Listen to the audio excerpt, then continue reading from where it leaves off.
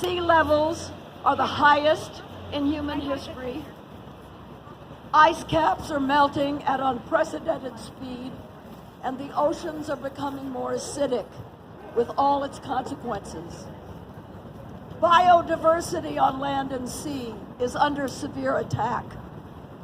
Climate-related natural disasters are becoming more frequent, more deadly, more destructive, with growing human and financial costs.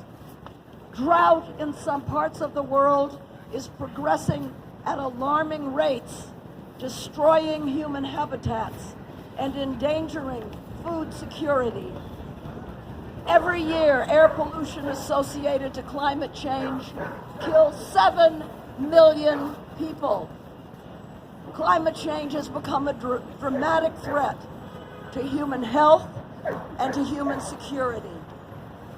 In short, the Secretary General said climate change is no longer a long-term problem.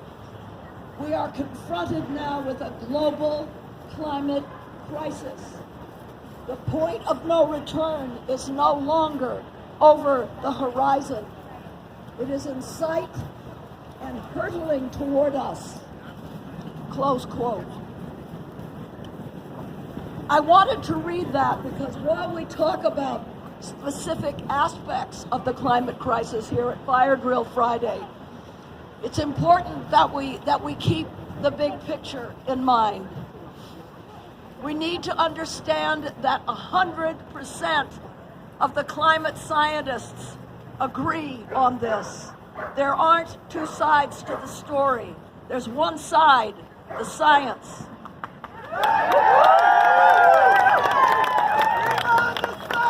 And we need to be clear about the biggest cause of all of this.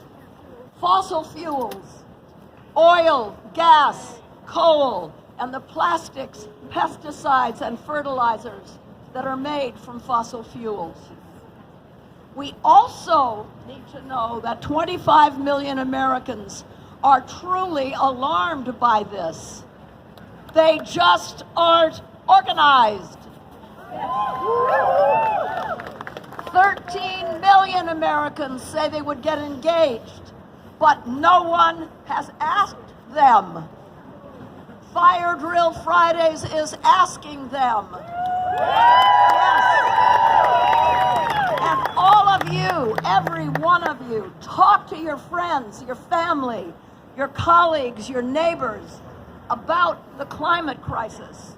Engage them where they're at. They don't have to start by getting arrested, although they're welcome. Maybe it's the future for their grandchildren they care about.